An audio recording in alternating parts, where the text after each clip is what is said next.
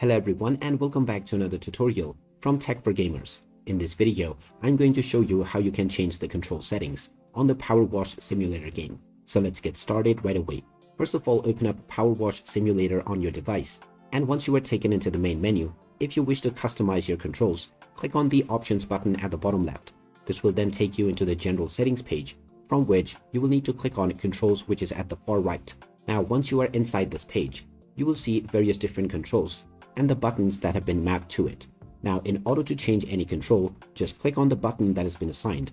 And now once you are prompted to press your desired new button, you can press your desired new key right away. By following this process, you can remap all of your buttons within your keyboard to match your desired pattern. Once you are done, just go back into the main menu and your settings will have been saved automatically. You can now start playing your game with your customized settings for your controls. And if at any time you wish to switch it, you can go back to the options and change it to your preference once again. And you can even click on Reset Control Defaults to go back into the default controls. So there you have it. That is how easy it is to customize your control settings on the PowerWash Simulator game. If you find this video helpful, don't forget to hit that like button and subscribe to our channel for more useful tips and tutorials.